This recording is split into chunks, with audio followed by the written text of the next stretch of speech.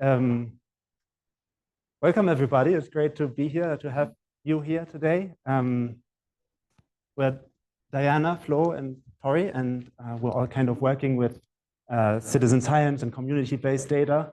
We thought it would be fun to have a session on like how we can better mobilize and integrate this kind of data. So I'm very happy that some of you are, that we have some people here today and maybe more coming in. I'm also very happy that we got this cozy room, so it really feels like a living room and we can be comfortable.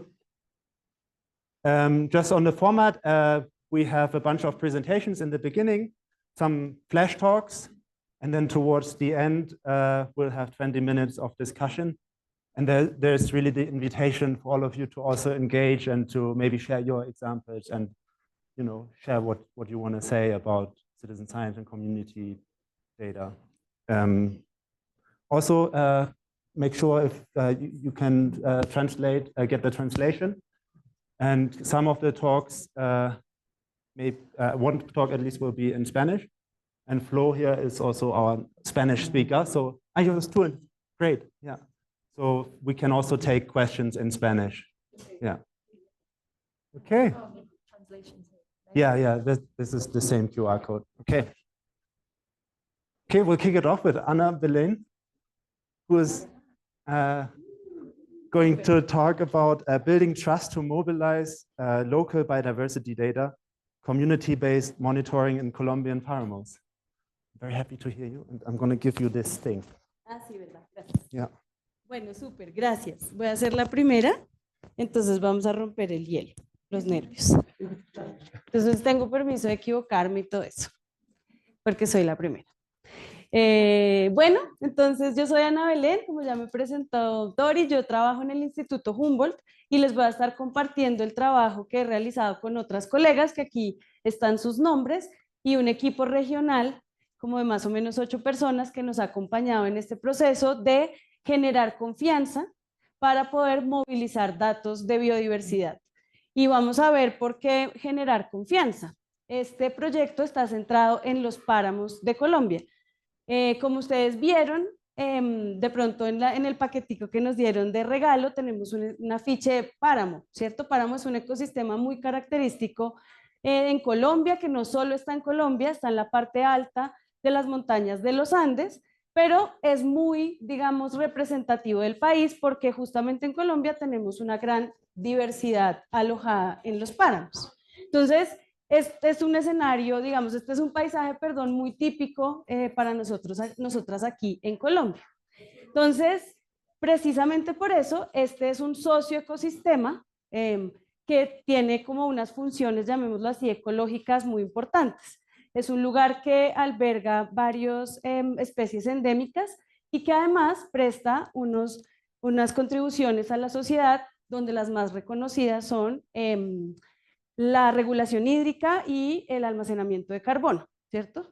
Y al mismo tiempo es un sitio ecológicamente importante y muy habitado.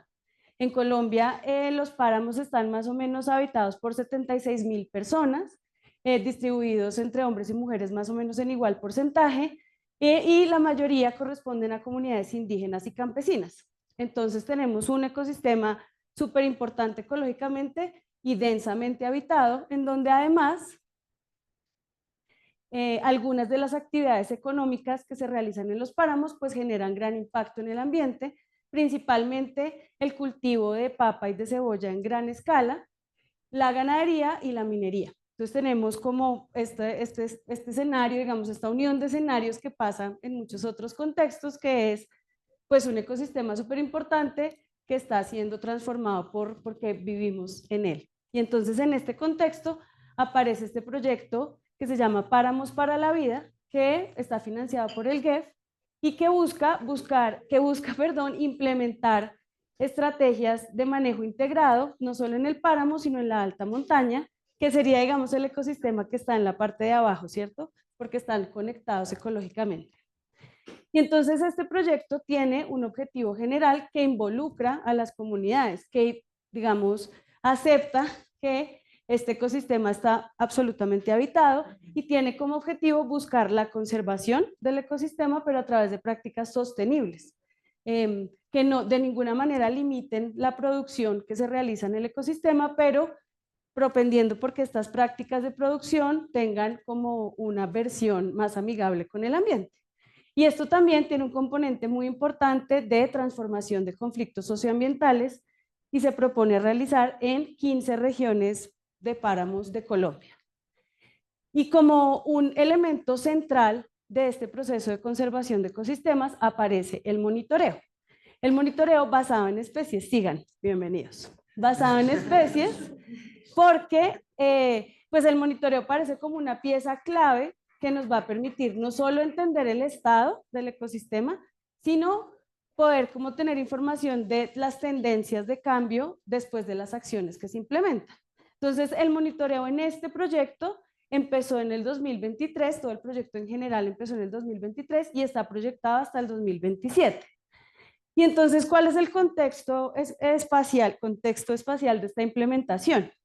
Es un reto porque, sigue, es un reto porque estamos hablando de 15 lugares en Colombia en donde hay páramos. Entonces, eso significa que tenemos 6 regiones en el país, 19 localidades y dentro de esas 19 localidades, 8 lugares con territorialidades indígenas. Entonces, estamos trabajando en un lugar que Colombia ya es diverso, los páramos de Colombia ya son diversos y el proyecto nos impone el reto de trabajar en muchos de esos lugares. Entonces, no nos sorprende que esa diversidad geográfica esté acompañada de una diversidad cultural muy amplia. Esta es una foto que sacamos en un encuentro que hicimos de comunidades que participan en el proyecto. Entonces, pues claro que si estamos trabajando en 6 regiones, tenemos diversidad de personas y de culturas y de creencias participando en este proyecto. Entonces, tenemos además el monitoreo, lo hemos enfocado en el monitoreo de especies indicadoras. Empezamos con una lista de más o menos 40 especies que tienen importancia ecológica, pero la definición final de qué especies se monitorean está tomada por las comunidades, que le imprimen además un filtro de importancia cultural o de que responde preguntas que las comunidades tienen. Y entonces la idea es, además de tener los datos o más allá de tener estos datos, la idea es que las comunidades se fortalezcan para continuar haciendo procesos de monitoreo una vez el proyecto se acabe. Y entonces, si tenemos una lista de 40 especies y un contexto de tanta diversidad, pues tenemos obviamente un reto de implementación, sobre todo para estandarizar los datos que se obtienen. Entonces, lo primero, digamos, la solución más obvia es que tenemos metodologías estandarizadas para cada uno de los grupos biológicos con los que estamos trabajando, que son, bueno, plantas, mamíferos y aves. Y estas metodologías, estamos proponiendo las mismas metodologías para todas las regiones, pero se van adaptando según las posibilidades y necesidades que en cada territorio se tienen. Y estas metodologías están enlazadas con unos formatos estandarizados que permiten como una fácil traducción a los estándares nacionales e internacionales, pero tienen, digamos, el trabajo detrás de que son fáciles de llenar por las comunidades e hicimos como varias rondas de prueba porque pues hay habilidades diferenciales en todas esas comunidades y hay personas de distintas edades, que la letra está muy chiquita, que está muy grande, que no entiendo esta palabra, no sé leer, no sé escribir, entonces puedo marcar solo con una X. Entonces, este fue un trabajo como muy importante en donde hicimos un proceso de discusión de cómo se llena esto y para qué. Y esto concluye este proceso de estandarizar metodologías y formatos, concluyen 19 comunidades que están tomando sus datos activamente en este momento porque están respondiendo sus preguntas. Utilizando las especies como excusa, están cada uno de manera autónoma trabajando en el proceso de monitoreo, adaptándolo a sus capacidades, sus ubicaciones territoriales y respondiendo estas preguntas sobre la biodiversidad. Y entonces, este proceso que empezamos en el 2023 y estamos trabajando, pues hemos tenido como un foco importante en incluir a la mayor cantidad de personas. Entonces, hasta junio, son fechas, la actualización de estos datos es en junio de este año, habíamos trabajado con 628 personas en todo este pues, contexto espacial, en donde la mayoría, la mitad eran mujeres. Y lo que les presenta esta gráfica es en este eje, les presento las 19 localidades en las que estamos trabajando y acá está la proporción por grupos de edades. Entonces, por supuesto, vemos que la mayoría de las personas están en lo que llamamos jóvenes, por supuesto, de 27 a 59. Un poco amplia esa categoría, pero ahí estamos los jóvenes. Pero también estamos trabajando con pues, niños, niñas de 0 a 13 años, también personas adolescentes o más jóvenes, no sé, de 14 a 26, y personas mayores de más de 60 años. Y esto nos ha permitido como reconocer las habilidades diferenciales en cada grupo, ¿no? Pues porque lo que llaman los mayores saben en dónde están las especies o dónde se solían ver, pero las personas más jóvenes tienen más capacidad de utilizar las cámaras, pasar los datos, son como más curiosas con esas cosas, aunque uno se sorprende también. Hay personas mayores que se interesan en eso y al revés, ¿cierto? Entonces, esto es como una cosa que nos ha motivado mucho en el grupo en la que llamamos la colectiva de monitoreo, es que estamos, por supuesto, colectando información importante sobre poblaciones, que es pues como un vacío que hay de información. De estos datos, digamos, van a movilizar, claro que sí, los indicadores nacionales sobre este tema, pero además estamos como recogiendo información en un ecosistema que está seguramente subrepresentado, que son los páramos y pues en general los ecosistemas tropicales. Entonces, es muy interesante ver cómo, claro que estamos cumpliendo como unas ideas importantes de vacíos de información y al mismo tiempo estamos dejando unos indicadores fáciles de calcular para que las comunidades resuelvan sus preguntas, entendiendo para dónde van sus datos, pero que no solo respondan preguntas afuera, sino acá adentro también. Ya pues voy a terminar. Hemos tenido un montón de retos en esta implementación, esta soy yo muy feliz, después de haber hecho una salida y acá está otra de mis compañeras muy feliz, después de haber realizado como estas salidas, porque todos los retos que hemos tenido los hemos, digamos, ido solucionando con un trabajo que es comprometido hombro a hombro con las comunidades.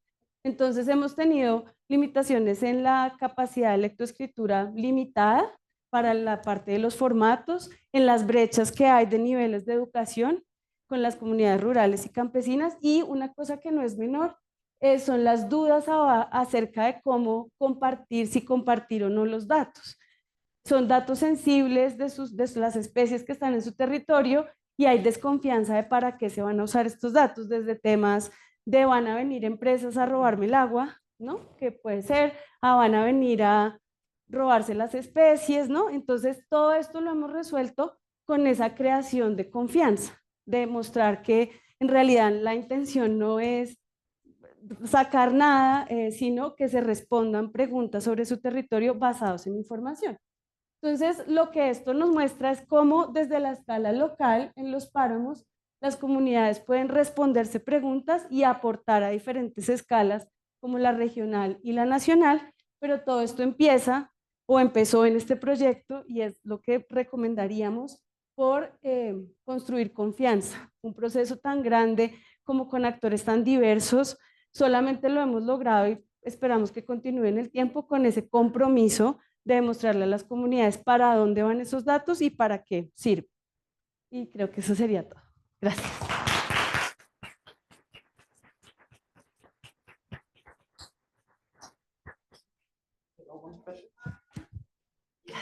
Gracias. Thanks so much. Sí, súper. I think we can have one question if there is a question in the room. ¿Este? El este. Ah, sí.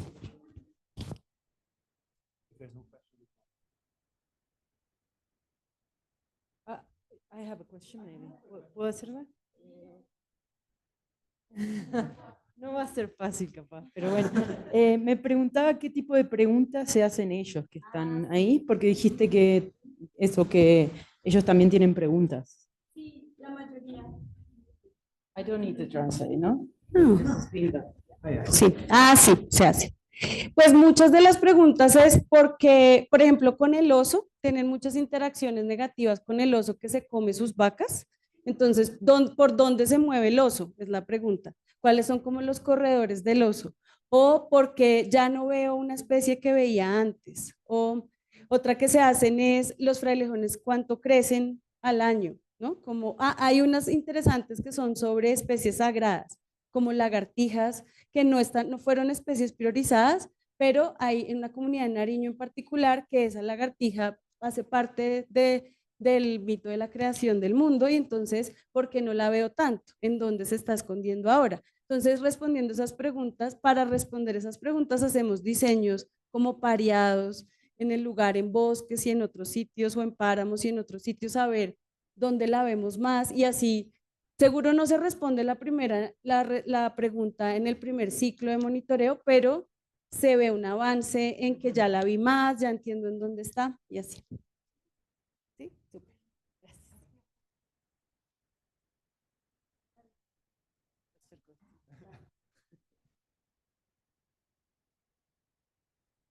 Muchas gracias por la presentación, muy chévere todo lo que están haciendo. Me parece que se está haciendo un buen trabajo, pero me causa curiosidad saber cómo las autoridades locales están participando. Entonces, quisiera preguntarte qué interacción hay con las autoridades locales, cómo están participando, no sé, las alcaldías u otras entidades. Que lo hubiéramos ensayado. No, eso está muy relacionado como con la sostenibilidad de este proceso. No sé si en otros países pasa, pero en Colombia las comunidades no necesariamente tienen una buena relación con la autoridad ambiental, porque se tiene la percepción de que la autoridad a veces solo aparece para castigar, para regañar, no sé qué, y nunca para valorar el esfuerzo. Entonces, hemos tratado de conectar, de tener unos espacios, como el proyecto es tan grande, de tener unos espacios multiactor en donde las comunidades puedan contar qué es lo que están haciendo y cómo están avanzando para ver cómo se articulan con los planes que tienen las corporaciones. Entonces, la mayoría de las veces hay muchos puntos de articulación, pero como por una prevención inicial, no, ni siquiera se sabe que están esos puntos. Entonces las corporaciones dicen, buenísimo, nosotros también queremos hacer monitoreo comunitario, tenemos recursos, hagámoslo juntos. Y las comunidades sienten que ese fortalecimiento les permite tener como una conversación como más informada sobre el tema, porque ya saben cómo se hace, cuánto vale y saben cómo, comillas, negociar el presupuesto con esa organización. Con las alcaldías y las gobernaciones las relaciones son en otros temas que no necesariamente son el monitoreo. ¿Listo? Yeah, let's give Anna a quick round of applause. Our next speaker is preparing.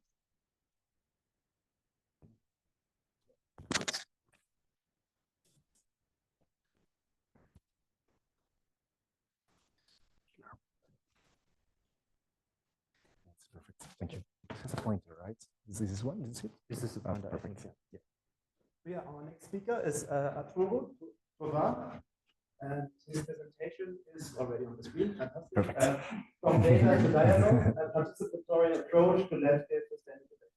Thank you very much, Tori, and thank you everyone for being here and for the interest. I'm Arturo. I'm part of Landscale. I come representing Landscale, which is an online platform that does monitoring at the landscape level, and we also do validation. We are part of the Rainforest Alliance, and it's an initiative led by Conservation International in conjunction with Rainforest Alliance.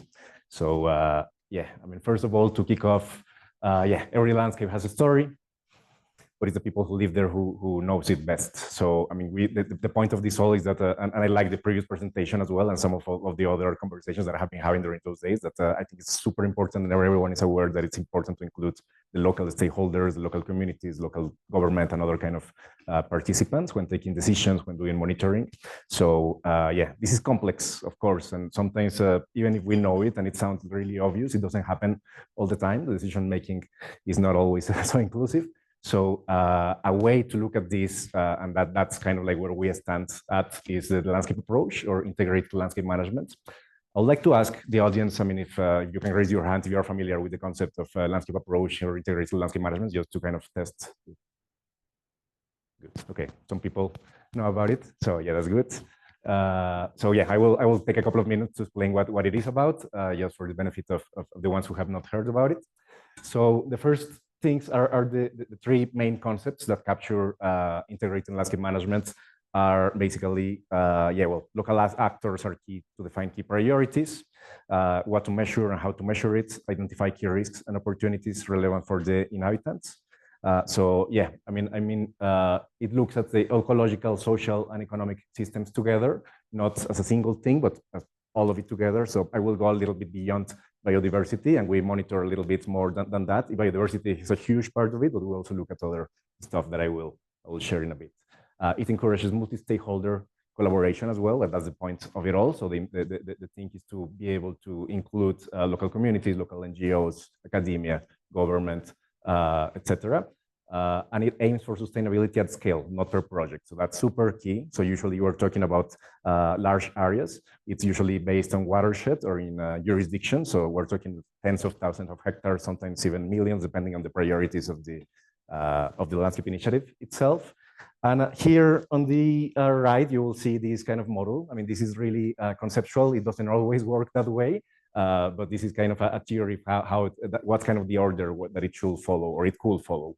So the idea is that you first have a landscape partnership in place. So the idea is that you approach local government, that you can approach local communities, producers, companies, etc., and you build this shared understanding of what are the risks and opportunities. I mean, this sounds super simple, but sometimes this takes months, years, I mean, to bring everyone together on workshops on the same table.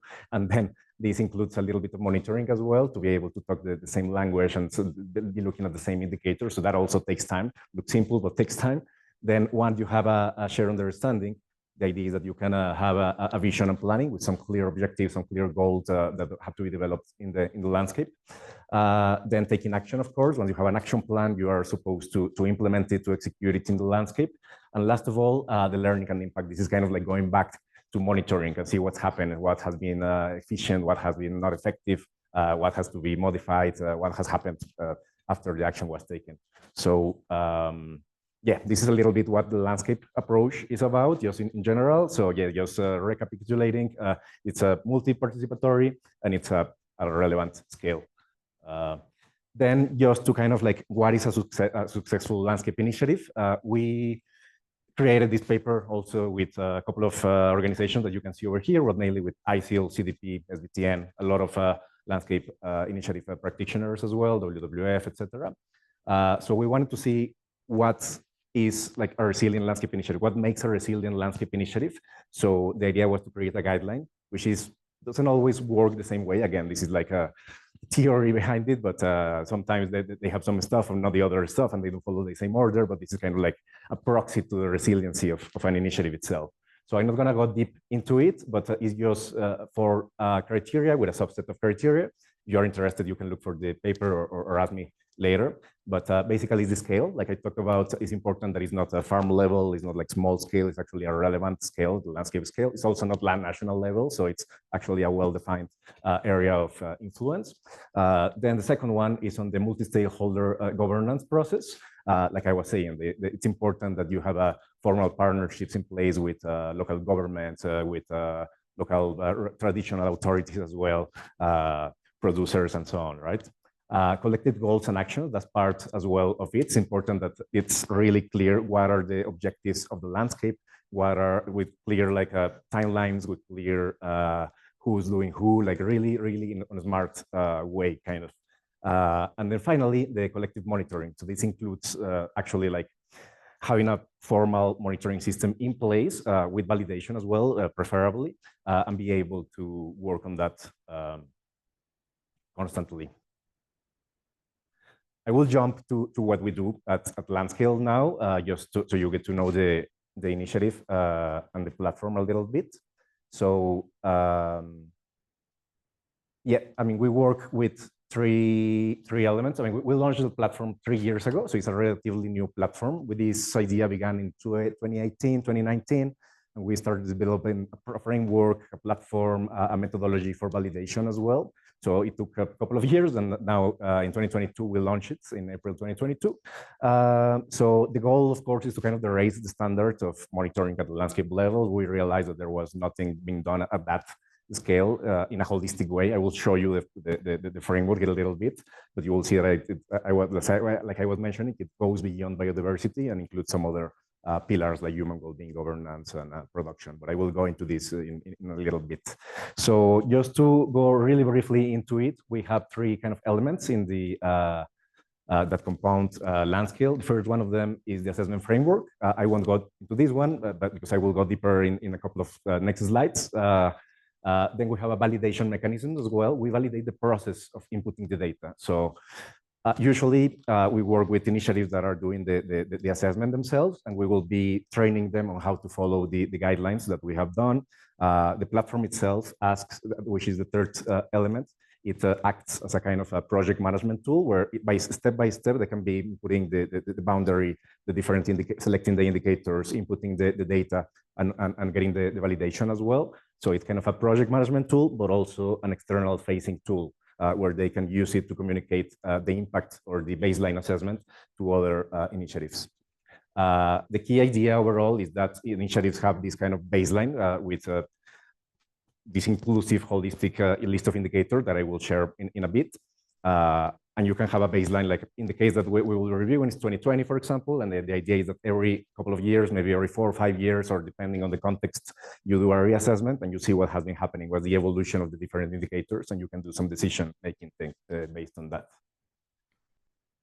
This is where we are at the moment. Just to tell you a little bit of the present, we're working with 45 landscapes in 23 countries now, mainly in Latin America, Africa, and Asia. We have a couple of new ones in the US. I will be talking about this one. It's a little bit more to the east than it should, but it's in Jalisco in Mexico. I will be going deep into that one.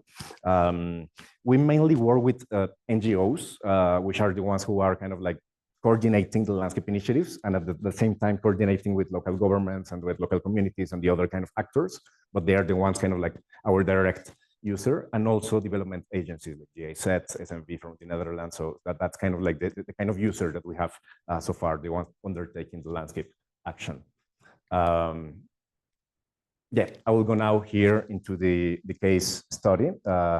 So this, like I was mentioning, this was applied in 2020. I mean, the works of this began earlier than that, but they started to pilot land scale in 2020 and had the assessment ready by 2021. So the baseline is that period. And they are actually doing the reassessment at this point. So it will be nice to see what has been the changes in the different indicators. So talking a little bit about the landscape itself, Sierra Volcánica, it's in the state of Jalisco, which is the home of tequila in Mexico. It's also a really productive area. I mean, you have avocado in there, you have berries, you have a lot of corn, I believe potato as well. So it's a highly productive, agave, of course, for tequila. So it's a highly productive area. It resembles kind of like the last presentation in that sense, because it also is populated by 48,000 people. So you have some semi-urban areas, but also it's a mix of land uses. It also has a forest, rainforest. So yeah, I mean, the idea is that you have a lot of like interests happening in there. We're talking about almost 200,000 hectares, where, like I said, it's a sanctuary for biodiversity. It's a productive farmland, and it has a diverse livelihoods as well. It's a connection, it's a corridor as well between 2 protected areas in Mexico. So that also makes it super important. I will talk a little bit more about this and what has been the most recent actions by the government regarding this. But yeah, I mean, it also has high biodiversity. It has pumas, ocelots, endemic birds, and some native flora. And it's also a key water source for the region, and it has a strong cultural identity as well. So it's strong, like culturally, environmentally, and also, I guess, on production-wise. So it's a kind of mix, and it's a really relevant landscape. So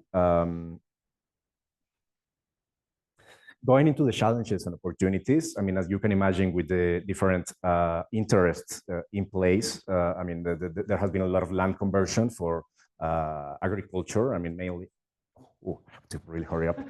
Wow. So yeah, there's been water scarcity, fragmenting governance, and a lack of consistent monitoring. And the opportunity, of course, is for a shared vision for forest reforestation and sustainable production. This is the framework. I will talking flash mode, but so we have ecosystems. I was mentioning biodiversity is here, but we also have conservation and restoration. We have water quantity and quality, and you have human well-being as well. So you have education, health, etc., governance to see what's happening regarding land rights, land conflicts, etc., and production to see what's the level of productivity, what's the land area they are using, and so the idea is that everything is connected. So for decision making, it's important to look at the other pillars as well.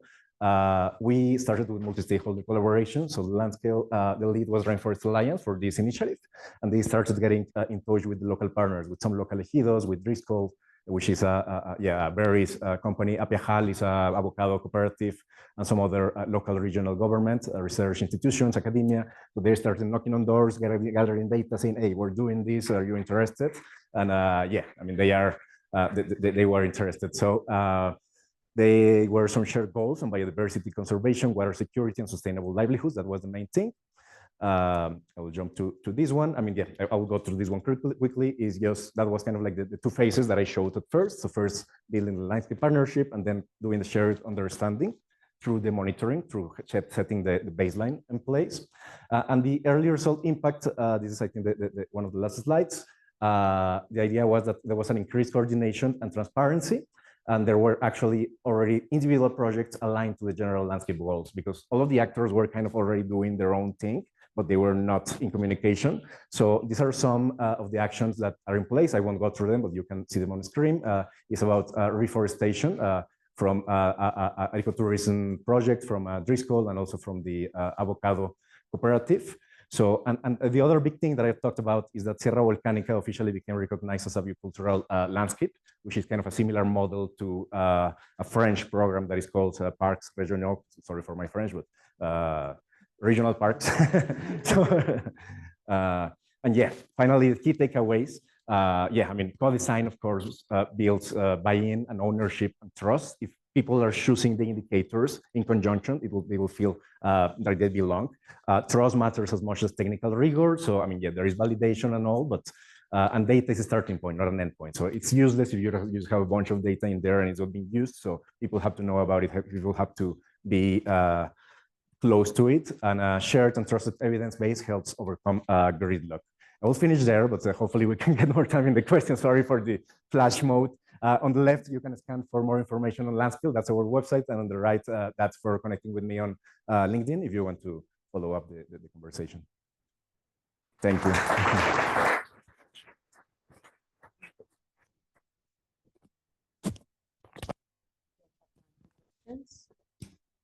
We can have one. Okay. Does anyone have a question?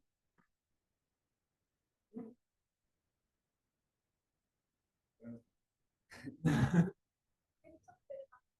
process. So how did you, is that a series of meetings or? Yeah, it's a series of, thank you. So it's a series of workshops where we bring everyone together. So it takes time, of course, to tell them what it is about, why do we do it. There is a certain level of distrust, I guess, like you were talking about before. So it's like a little hesitance. But then once you get them together, the idea is to have several workshops to show them the framework and for them to pick which indicators they consider are the most relevant to be looking at. So they will be picking ones on human well-being, governance. And the idea is that when you have the final framework, that the one that they have selected is something that they relate to, they know, and they feel some kind of ownership as well over it. So they feel kind of more responsible. And when they have to monitor, again, for the reassessment, they know what they're talking about and they can take decisions on that. So that's how it works.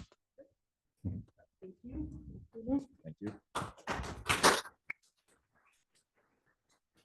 Next up is Tori Engel, who will present the GBIF-hosted portal for Germany, which in German I will not pronounce it. Thank you.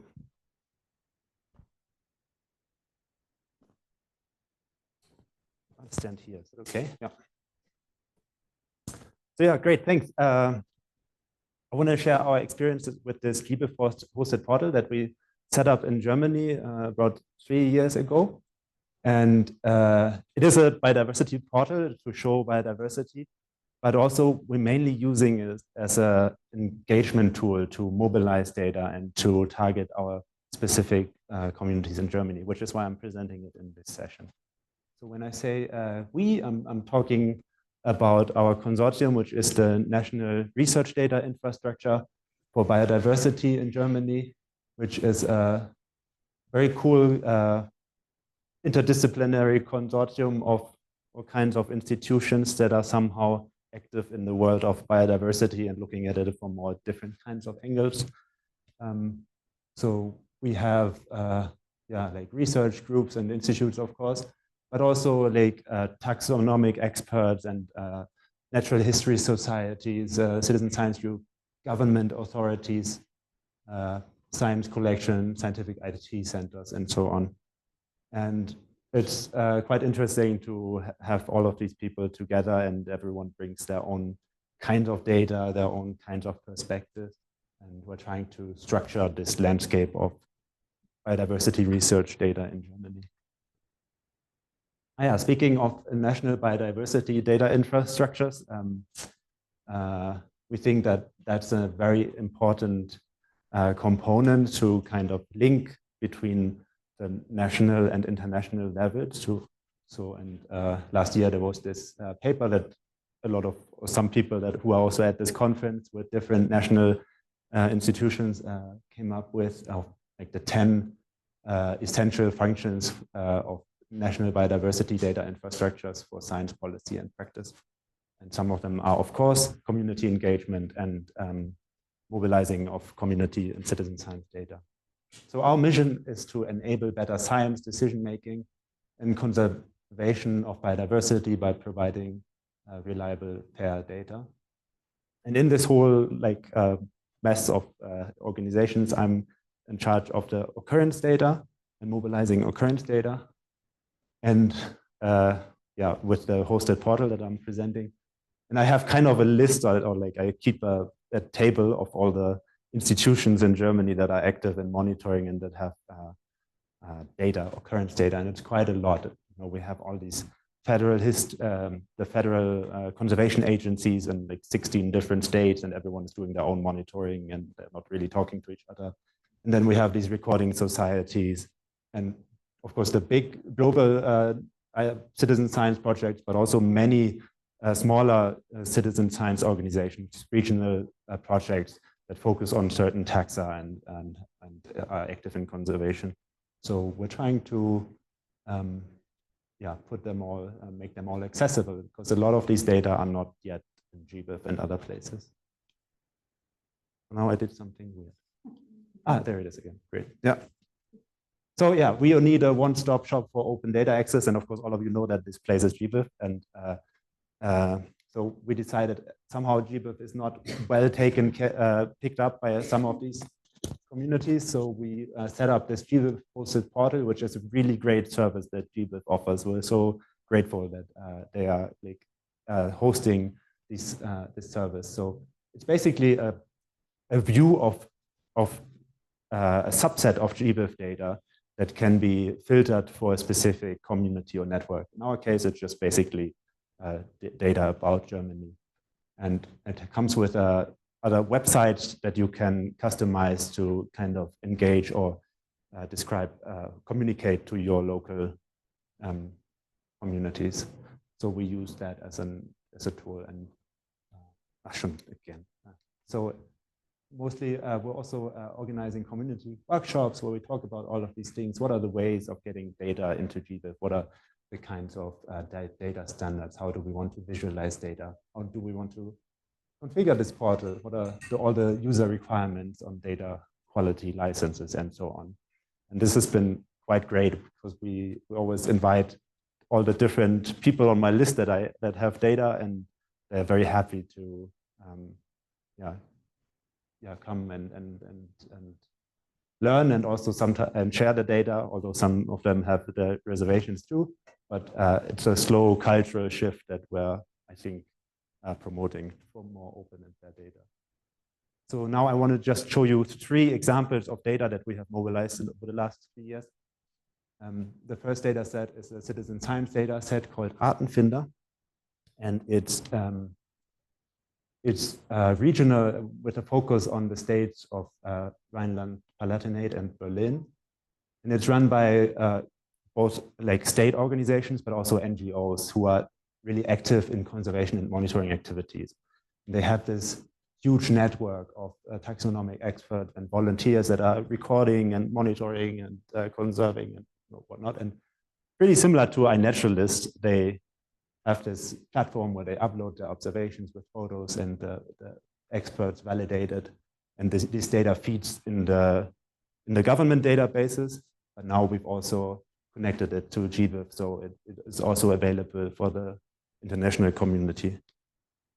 So, and importantly, we use this as an opportunity to also write a data paper about this data set, which was quite fun and interesting because I think it's great because we included all the many volunteers who are active in validating the data, the taxonomy experts, to be authors on this paper, which is a great way, I think, of acknowledging the hard work that they're doing.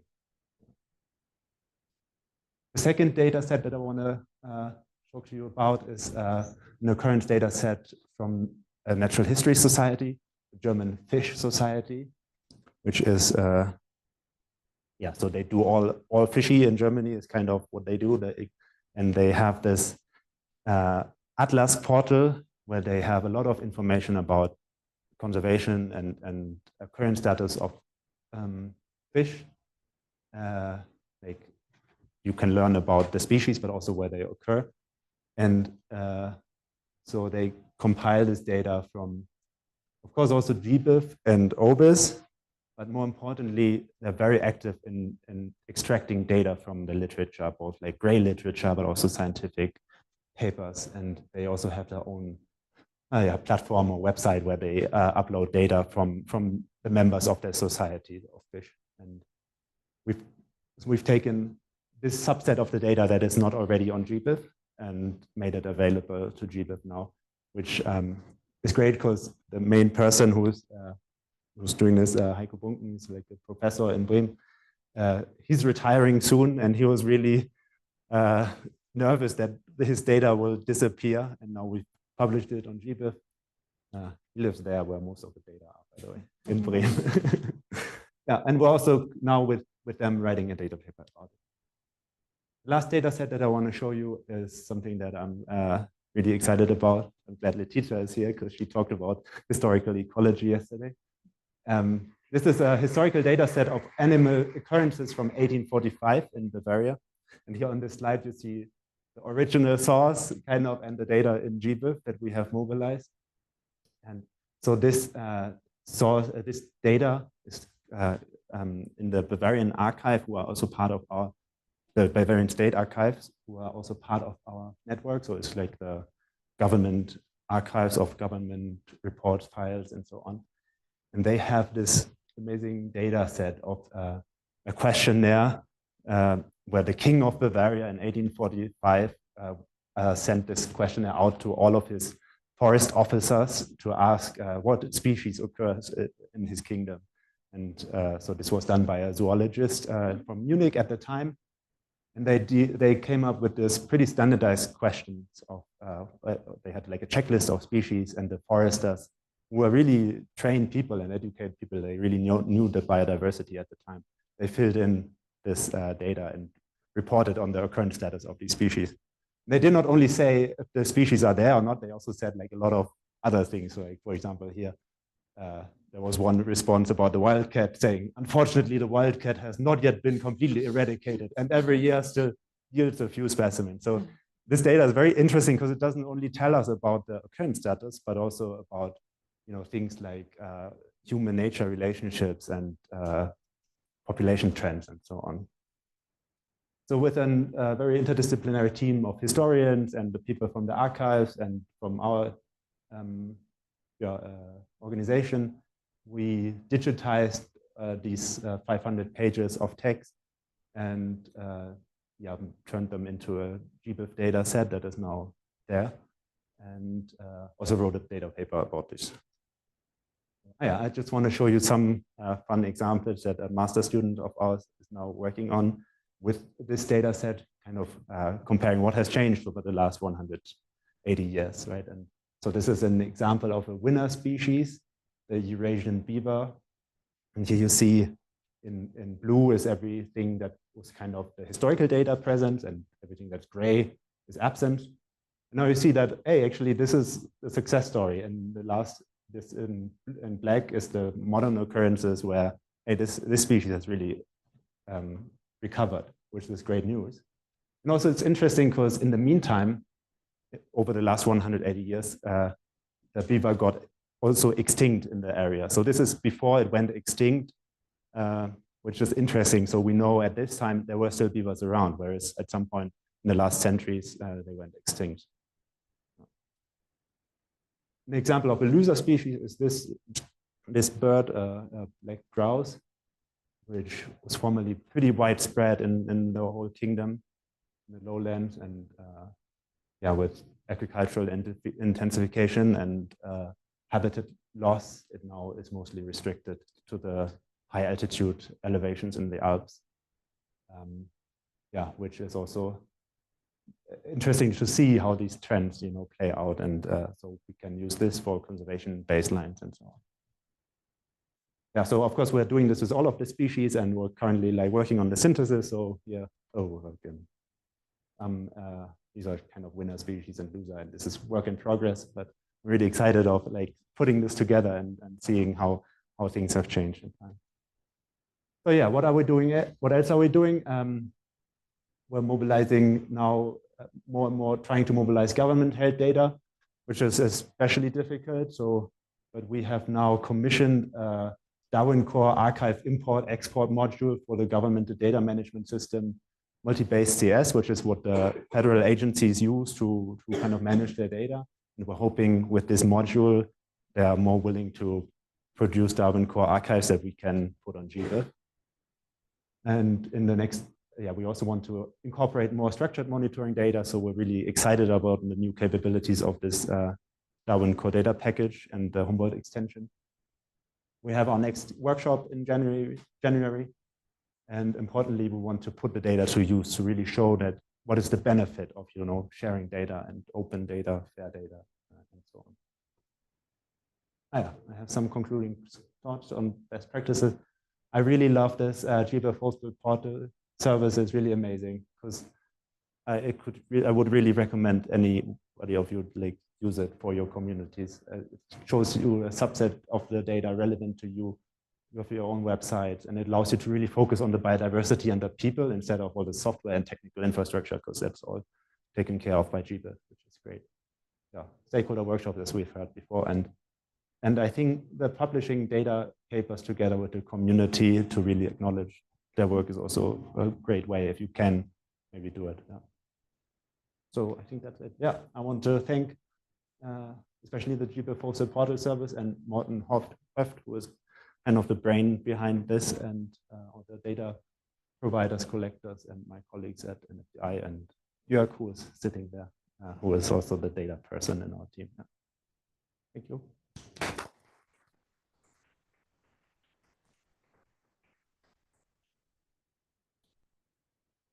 We have time for one.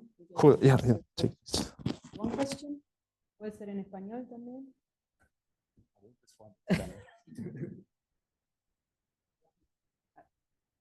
One sec. I'll bring the mic.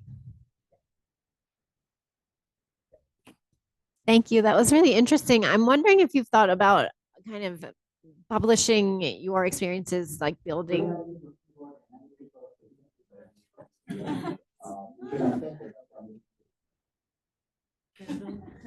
It's okay. Not just kind of the outcome of it, but like the process of doing it so that others can learn about these resources and how to do that.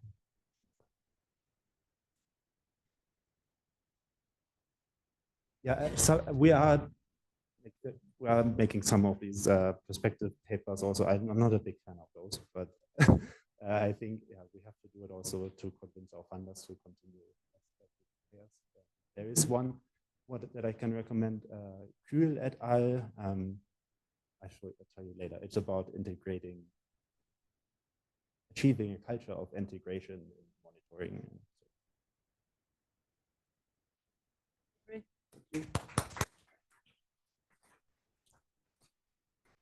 So next we have a video from Ram Dayal Vaishnav. I think Ram is in the with us, but virtually, so he would be able to reply to any questions. So unpacking data quality in citizen science and analysis of city nature challenge in India. Yeah, I was talking about analysis of citizen challenge. Yeah, we should answer data quality in citizen science. Hi, my name is Ramya Vaishnav. So Citizenship Challenge is an iNaturalist platform run by this program.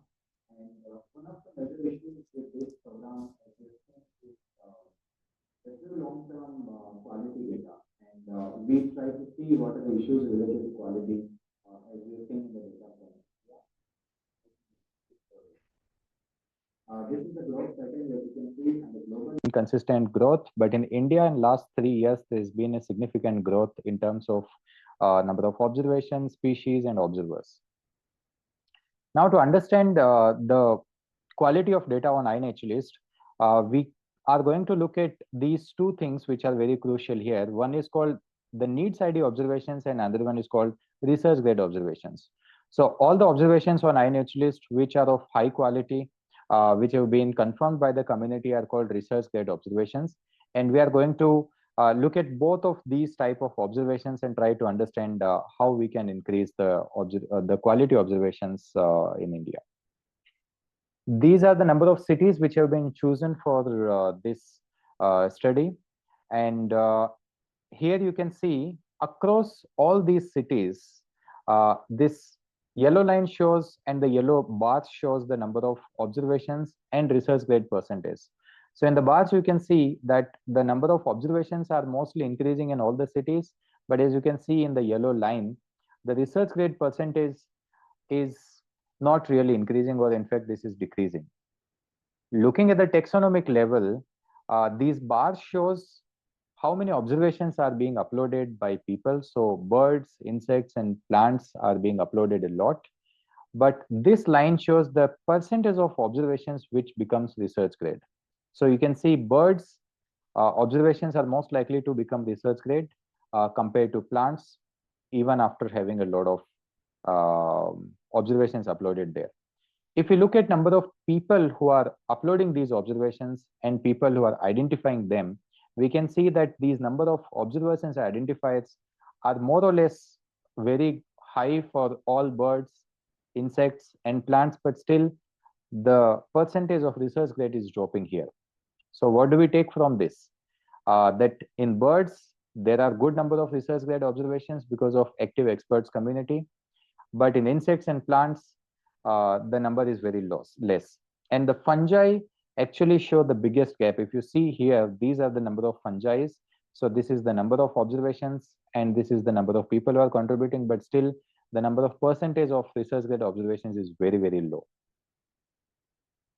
So let's look at the needs ID observations which do not become the research grade. Where are they stuck? Let's try to look at it both from the taxonomic bucketing and from the rank analysis, vertical and horizontal. So this particular graph or the chart is very intense. So here you can see in the bottom, this is the total number of observations in different types of taxa. And then here in the end, you can see these are the 100% all of the observations. And most of these observations are stuck at the species level. Here in the last row, you can see. And then many are stuck at the genus level. And then even few of them are stuck at the kingdom level itself. And the Plante hosts most of them. So you can see out of 1,21,000, around 78,000 of these observations are from plants, and most of them are either stuck at the species level, genus level, or even many of them are stuck at the kingdom level. So looking at this, we can understand that we need more people in these categories where we have seen that most observations are being uploaded, but still the research grade percentage is very low. So in conclusion, I will say that India has seen an explosive growth in City Nature Challenge observations, but there is a backlog and the experts' capacity is very less. Although birds thrive, but fungi insects are lagging behind. And the root cause is definitely not having enough identifiers. And the path forward is to balance the training of observers and also the identifiers. So the ultimate challenge is, can we make CNC India into an event where it can be sustainable over the long term? So with that, thank you very much. If you have any questions, you can write to me on this email ID.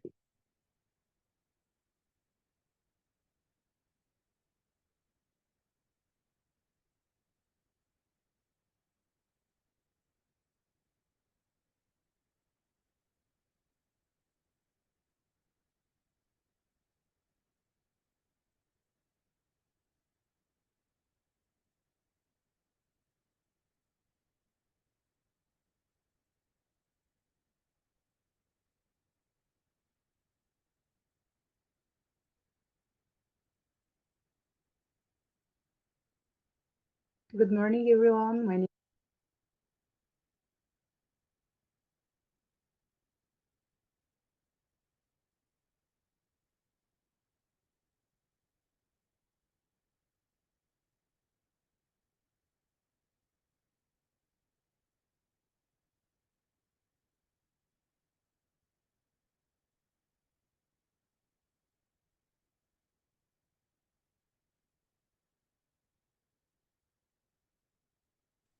Hello.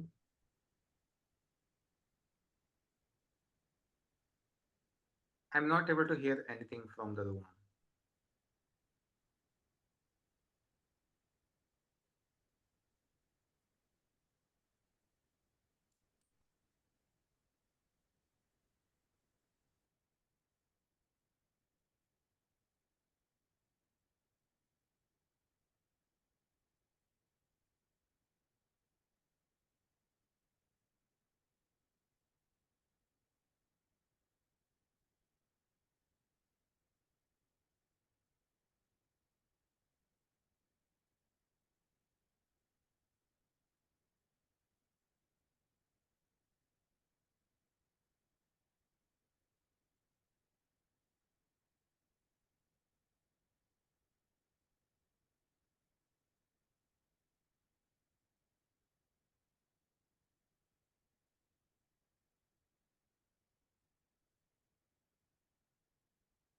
out a huge area that also with an enormous gap of information, the biodiversity information, mainly among the non-charismatic species. No jaguars, dolphins, everybody knows, but fishes, it's a problem.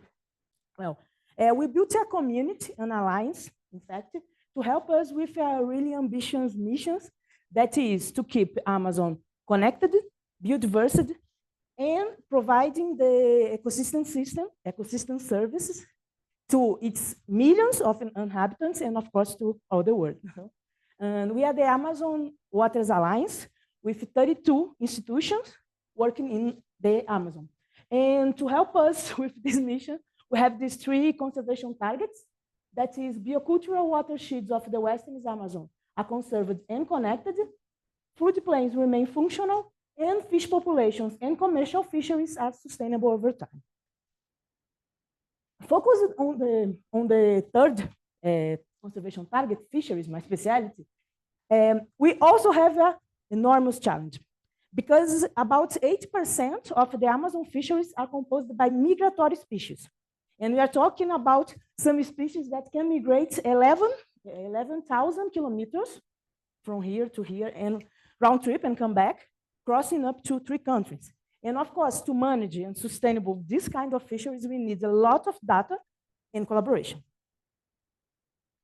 So think with this challenge in mind, Amazon Waters Alliance created the ICTU, that is a fishes observation platform with citizen science approach. So now fishers, researchers, and managers are sharing data on fishes in this platform. Since 2018, we have now around 130,000 observations, sharing by 732 persons and institutions. We have an app and a platform to upload data. We reach 8% of our sub-based divisions with information, with data. And we are now in a process to transform basically occurrence information, where the fishes are, into a more complex platform with variables designed to manage this kind of migratory species.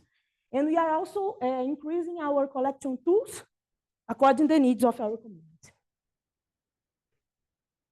We have fishes specialists from the region as volunteer curators.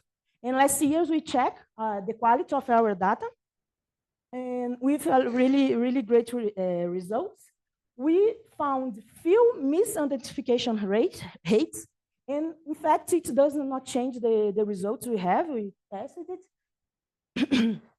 And what we found is that we can expand the distribution area for at least 17 species when compared with the data that we already have in GBIF.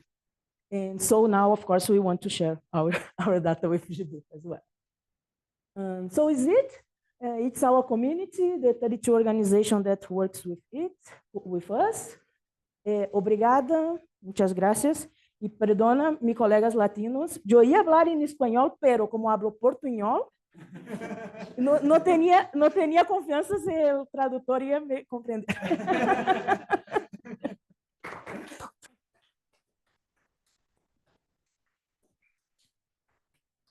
Obrigada, Sani. Do we have questions? No. This is one question. We can have one question.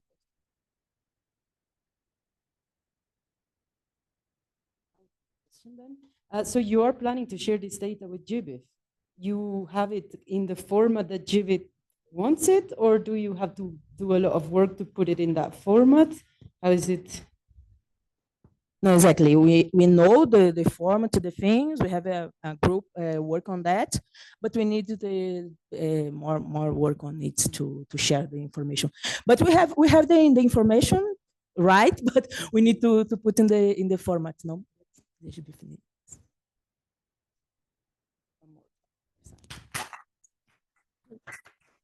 Okay. Next, we have Manuel Rodríguez Rocha. Sí,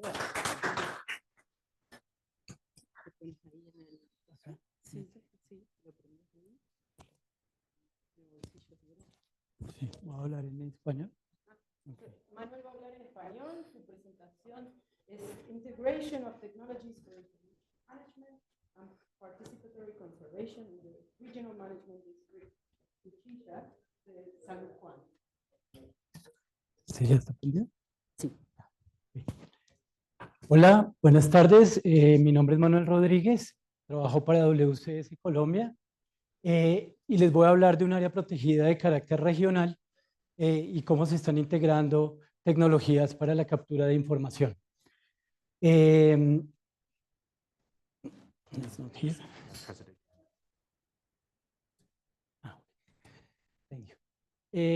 Bueno, esta área protegida, al ser de carácter regional, su manejo no es como en las áreas nacionales, y es un ejemplo de cómo se viene trabajando en la implementación de un plan de manejo para el manejo del territorio. Es un área protegida de categoría 6 de la UICN, ¿cierto? Que permite el uso sostenible dentro de su área. Es cerca de 30.000 hectáreas y tiene más de 1.500 personas adentro, ¿cierto? Y pues es clave también para la conectividad entre el Parque Nacional Natural Tatamá, de conservación estricta, y los bosques del sur de Antioquia, que también tienen otras categorías de manejo. Esta área protegida, a la fecha y resultado de este trabajo, se han avanzado en cerca de 4.000 hectáreas con acuerdos de conservación, y se viene recopilando información para tener cerca de 1.800 especies registradas, 116 endemismos a nivel Colombia, y pues básicamente aquí ustedes ven el mapa de la zonificación, ¿cierto? Donde las zonas de uso en color amarillo también están empezando aportar a la conservación a través de los acuerdos. Esta área protegida tiene un proceso de captura de información con la intención de avanzar en su manejo, y la información ha venido intentando contestar preguntas desde lo local. Y bueno, aquí tenemos los objetivos de conservación. Básicamente, si ustedes logran darles una mirada, su intención es potenciar las actividades económicas de las comunidades, también proteger todas estas especies endémicas y con importancia socioeconómica, mantener los servicios ecosistémicos asociados a las especies y lograr procesos de conectividad, así como la gestión eficiente de los ecosistemas acuáticos. Esta cuenca es la más caudalosa del Pacífico colombiano y pues tiene mucho potencial hidroeléctrico. Y se reconocieron una serie de objetos de conservación, ¿cierto?, a diferentes escalas y para lograr tener información del cumplimiento de los objetivos de conservación. Este proceso, desde la construcción del plan de manejo, se desarrolló de forma participativa, y si miramos de derecha a izquierda, pues su objetivo último es el bienestar de las comunidades, ¿cierto? Con toda una estrategia de conservación de la biodiversidad a través de potenciar los usos en el territorio, y un plan de manejo con la intención de ser articulado con el ordenamiento del territorio. Y la intención de construir un sistema de información que permita la toma de decisiones informadas. Se vienen implementando varias estrategias de manejo, ¿cierto? Desde el ordenamiento forestal, ¿cierto? Y la toma de información, bien sea a nivel de los sensores con el Global Forest Watch o del establecimiento de parcelas vegetales en el territorio para evaluar el estado de las comunidades vegetales, y la articulación con socios para empezar procesos de certificación en el uso de la madera. Se trabaja todo el tema de sistemas sostenibles para la conservación, ¿cierto? De lo extensivo a lo intensivo y la mejora de prácticas productivas, ¿cierto? Donde la planificación de la coexistencia se articula con los sistemas sostenibles a través del manejo de estos para disminuir la presión o la interacción entre los grandes carnívoros, en este caso puma y oso andino, con los sistemas de producción, así como el grupo de las rapaces. Es una zona que alberga casi 50 especies de rapaces. Y también se trabaja en el turismo de naturaleza. Hay un plan de ordenamiento ecoturístico articulado con las demás actividades. Los acuerdos de conservación son los mecanismos como nos comprometemos con las comunidades en el marco de un consentimiento libre, previo e informado.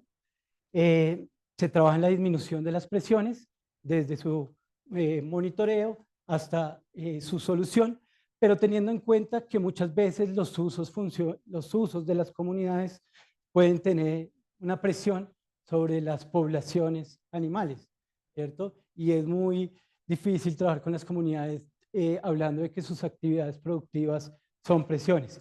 Entonces lo llevamos al nivel de los usos permitidos o no permitidos. Se trabaja en la conectividad entre todo este sistema de áreas protegidas de los Andes occidentales colombianos, y se integra toda la información a través de diferentes herramientas de captura de información, de análisis y procesamiento. Bueno, la intención última es poder disponer a las comunidades de un dashboard que permita la visualización de los indicadores. En este caso estamos trabajando con el Ranger como esta oportunidad, e integramos diferentes componentes del monitoreo, desde las caracterizaciones biológicas, el monitoreo de estos grandes carnívoros, todo el componente de las especies con valor funcional. Bueno, realmente toda la biodiversidad tiene un valor funcional, pero nos hemos centrado en funciones como el control de insectos y la dispersión de semillas en el contexto de la conectividad, el monitoreo forestal, las presiones o usos, y datos también de algo que hemos llamado el cuchilla Big Day, que utiliza la misma metodología del Global Big Day, pero con toma de datos mensuales. ¿cierto? Aquí precisamente tengo la camiseta del Cuchilla. Todos los datos, cerca de 14, 15 grupos de las comunidades a través de todo el territorio, salen a observar aves. Y es un trabajo muy interesante porque el proceso del territorio ha llevado a que las comunidades campesinas incluyan la observación de aves como una actividad en el territorio. Y entonces aquí ya empezamos a tener datos como diferencias significativas entre la diversidad de aves en sistemas de conservación y en sistemas productivos, donde la meta es lograr mejorar, digamos, el efecto de los sistemas de producción.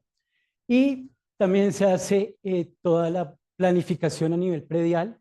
Ustedes veían que hay unas zonas de uso y unas de conservación, pero las fincas de los propietarios de comunidades campesinas empiezan a aportar a través de la zonificación de su finca en temas de conectividad y el sistema de información que les comentaba. Algunas de las plataformas que hemos utilizado están acá, así como algunas herramientas de captura de información, como las cámaras trampa o las grabadoras de sonido audio mods. Vale, ya como conclusión, hemos encontrado todo el tema de la gobernanza de la información y también es un tema que hemos identificado aquí en el Congreso, ¿cierto? Porque aunque el proceso ha sido con comunidades, cuando ya vamos teniendo información, pues la gente empieza, digamos, a querer, pues, a preguntarse cómo va a ser parte de la misma y cómo se va a beneficiar de esta información.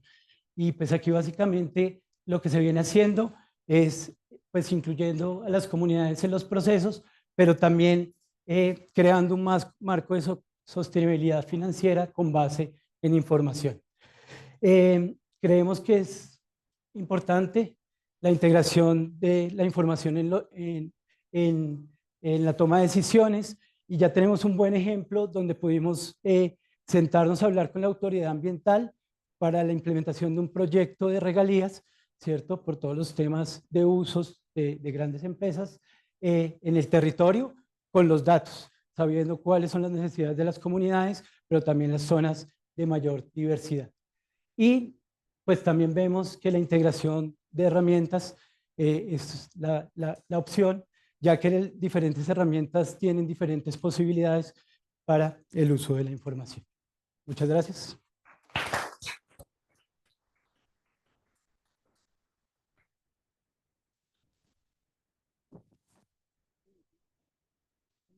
We have time for one quick question. If the question en español.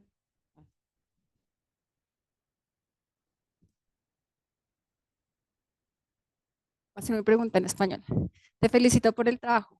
Vi que están creando como un dashboard para la comunidad y me gustaría saber si integraron a la comunidad, como en qué es lo que a ellos les gustaría ver en el dashboard, porque yo también he trabajado como en algunas cuestiones y muchas veces lo que uno como investigador quiere mostrar no es lo que la comunidad entiende o lo que la comunidad necesita. Entonces no sé si están colaborando junto con la comunidad para la creación de la información que quieren mostrar.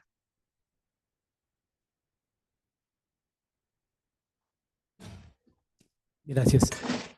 Sí, creo que nos falta mucho trabajo, pero especialmente en este ejercicio del Global Big Day, los indicadores que estamos calculando, ¿cierto? Y las comparaciones que estamos haciendo entre sistemas productivos de diferente índole y los bosques naturales o bosques también en diferentes estados sucesionales, vienen de las preguntas que se hicieron estos observadores de aves locales, ¿cierto?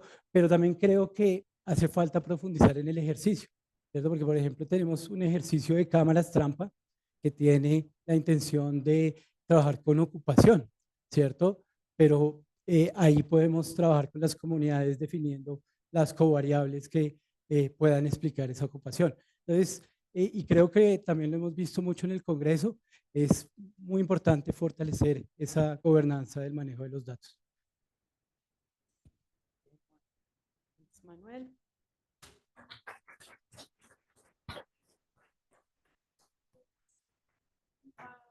But they are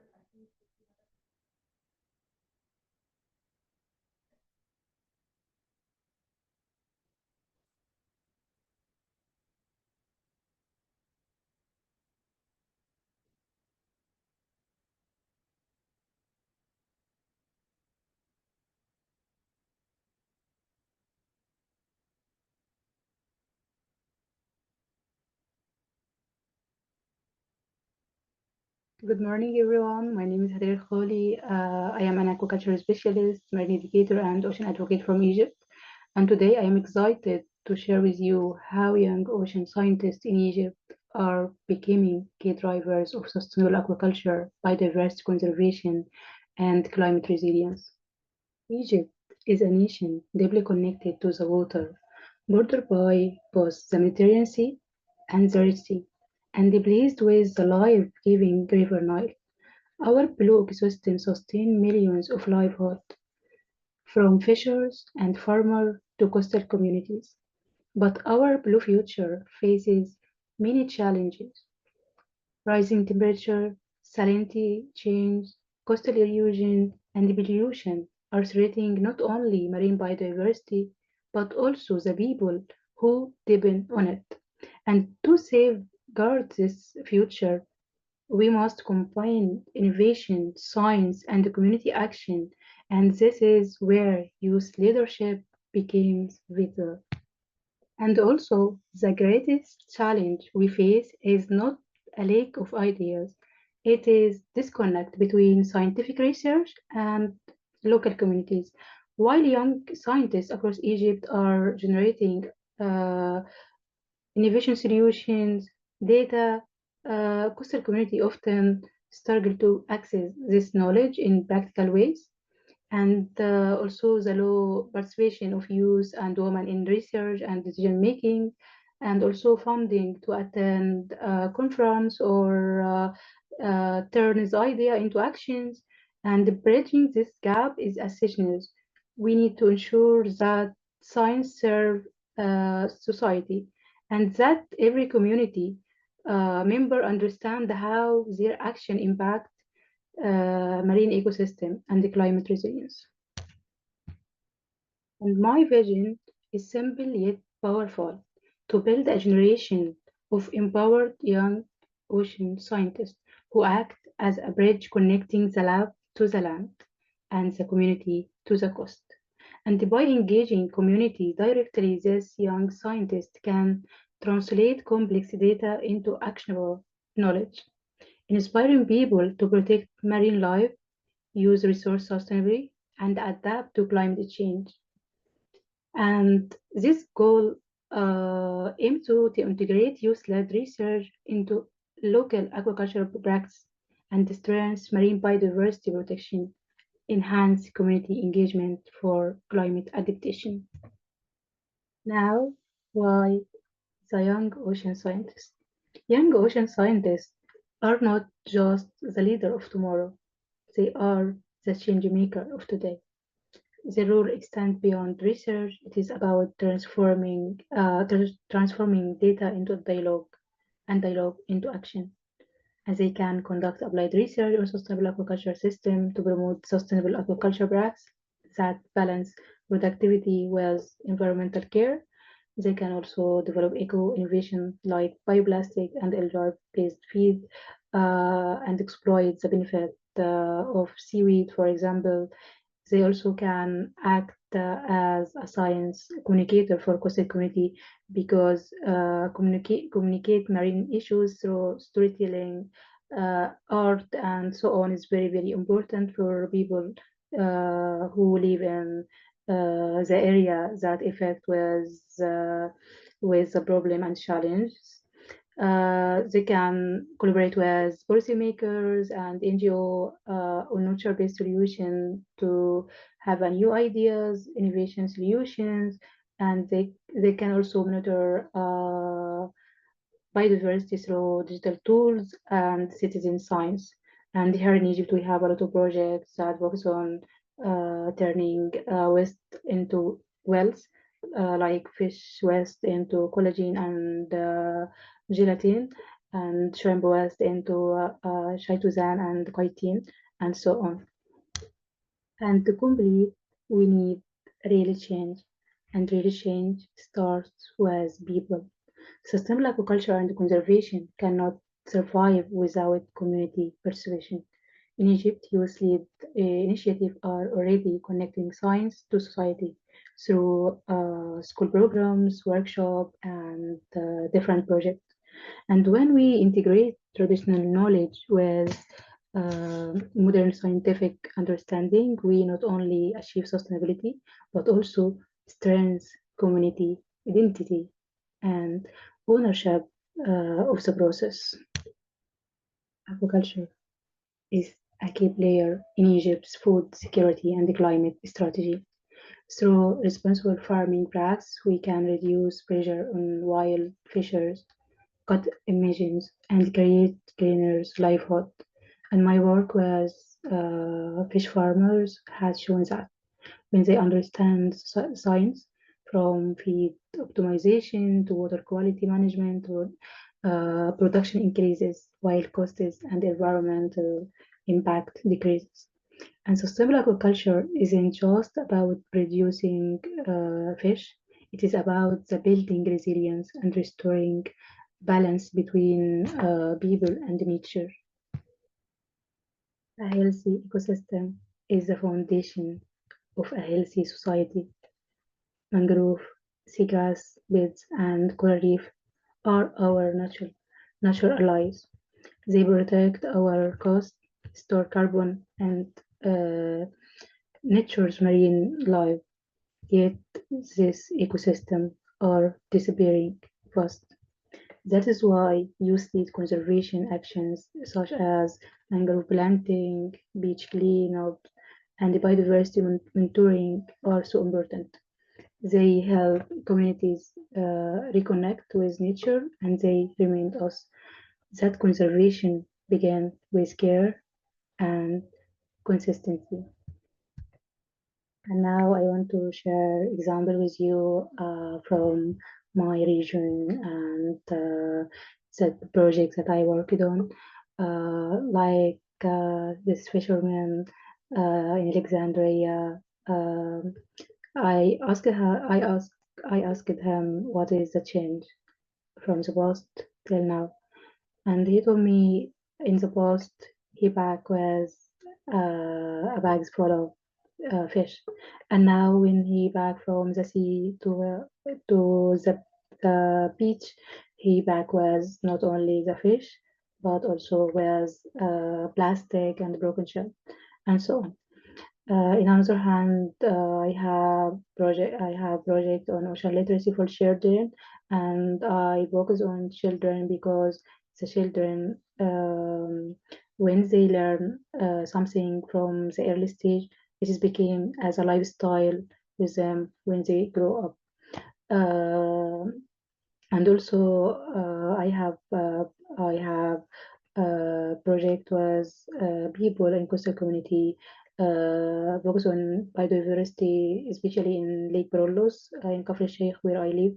And also, you can find us on LinkedIn in Ocean Core Network to explore the ocean depths and inspiring change, and also in Future World Aquaculture to innovate aquaculture for a better world. To accelerate this transformation, we need a clear roadmap from invest in capacity building to provide young scientists with technical and communication skills, create funding opportunity for youth-led communities, project in conservation and marine sectors. Also, we need to encourage partnership among universities, the government institution, and local community, and promote open data and collaborative research to enhance knowledge sharing.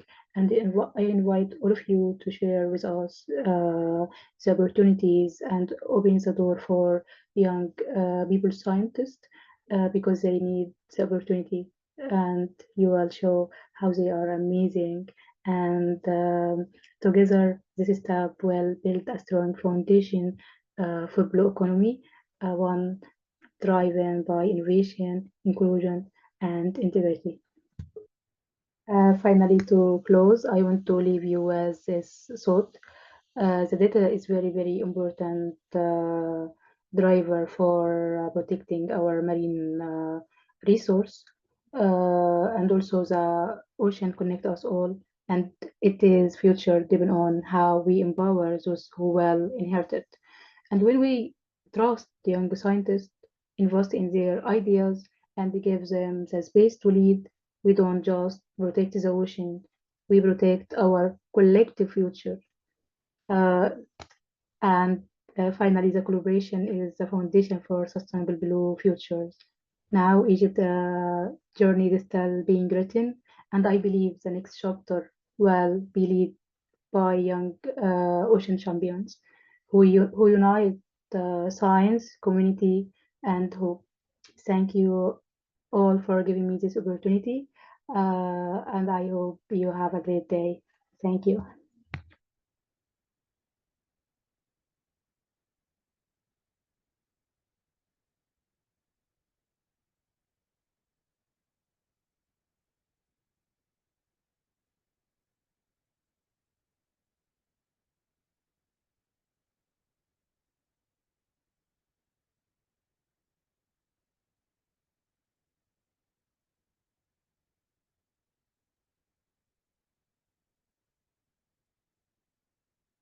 Is it working now? Yeah, okay.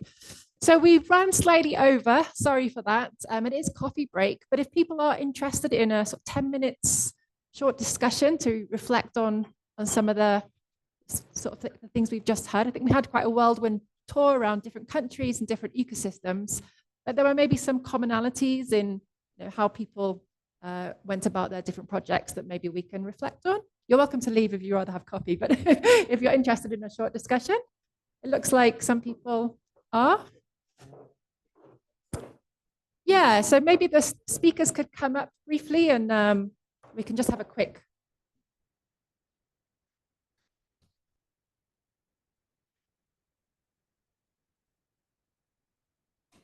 So we did in our sort of session title, we began with best practice, because I think our hope was that we could look from the different case studies that we've heard about and identify things that other people might like to do in their particular projects.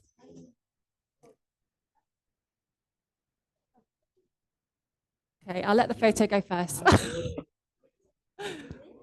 Okay. This is more time.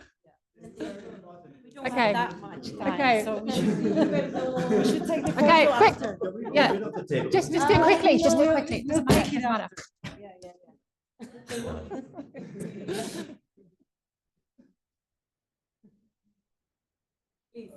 Muy bien. Okay. If you could stay up for a minute. So I think, yeah, in this vein of thinking about kind of best practice, I think it'd be quite nice if each one of you could reflect on what do you think is the most important thing that someone needs to think about if they're developing a project with a local community and building that partnership? What would you recommend is the most important kind of thing to consider and conclude? You want to say in Spanish? Yeah, ¿qué sería lo más importante que hay que considerar? ¿Qué es lo más importante a considerar cuando están comenzando un proyecto como estos? En relación a esto de movilización de los datos, ¿no? In the case of the Amazon fishes, I guess the question includes that, I don't know the name, asked for the colleague from Colombia. It's the most important, like to start to co-create the question with the people. At least because fisheries, in our case, fisheries are unrepresented on data, but they are vital for the people, the fishers. They want to talk about it, they want to monitor it. So, but we need to understand what they want to monitor, how they can do this in the better way. Like the colleague here said, maybe they don't know how to write or read, and so put figures, draws, estos, we have it with our app. We have like pictures of the fish and this stuff. So to talk with the people, I guess it's the main important thing, at least to us in the Amazon, with the Amazon. Súper. Pues además de eso que pues me parece súper clave, yo creo que hay este tipo de encuentros nos permite facilitar ese paso de los formatos en papel a los formatos digitales. Como siento que hay como un vacío en claro, los estándares tienen que ser estrictos pues para que se puedan compartir las cosas con todo el mundo, pero uno no puede hablar en ese lenguaje tan estricto con las comunidades pues porque nada que ver. Entonces, ¿cómo tradujeron eso de nada que ver? Eh, pero tenemos que encontrar la manera como unificada de si tenemos un estándar científico, pues cómo pasamos los datos comunitarios a los científicos, reconociendo que son las comunidades parte esencial de la toma de los datos. Entonces siento que ahí tenemos un vacío que todas las veces decimos que está, que tenemos de pronto cada institución, cada investigadora como sus formas particulares de cumplirlo, pero chévere hablarlo, interesante hablarlo más colectivamente. Gracias. Creo que va por la misma línea también mi comentario. O sea, realmente es un tema de inclusión, pero de comunicación también, porque es un lenguaje muy distinto el que hablan las comunidades y reconocer limitantes. Muchas plataformas están en inglés, entonces simplemente es una barrera de lenguaje y luego barreras científicas, además de temas científicos. Entonces, sí es reconocer eso a la hora de traerlos a la mesa y escucharlos, ¿no? O sea, escuchar cuáles son sus prioridades para incluir eso en la toma de decisiones, en la información que se está manejando y al final de cuentas en la implementación.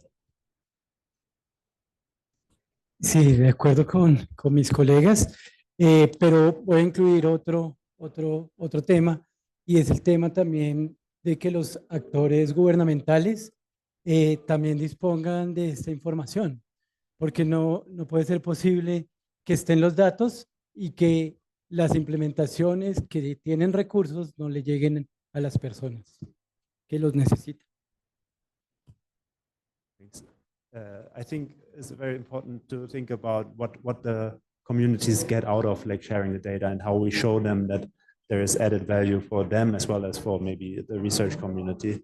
And I think one way is, for instance, to also feed back to them what is being done with the data. You know, I think it's, for instance, totally cool to look at the GBIF citation. So we've done it with one of the workshops of the data set that was cited many times already from like a lot of different papers that have used data for a lot of different analysis. And I think a lot of people, like the communities, like to hear what, you know, cool results have come out of their data.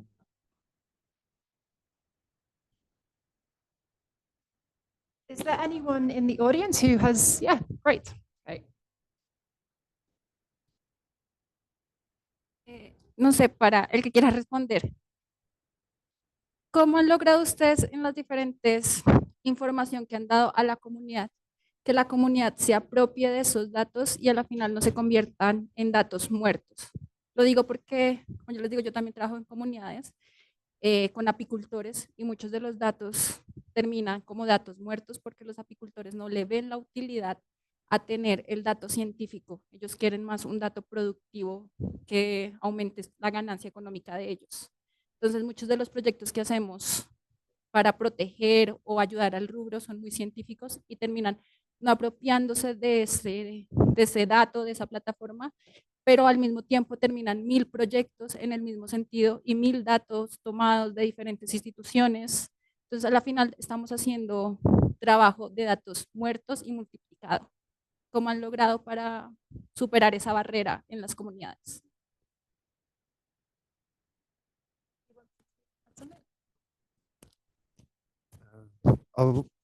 La pregunta mía era como si también han compartido datos con iniciativas donde comparan la eficacia de colecta de datos en áreas de conservación y áreas como por fuera de áreas de conservación para también generar una discusión regional, nacional, como para qué hacemos conservación, como el esfuerzo de conservar también puede aportar como al bienestar de las comunidades donde viven y trabajan.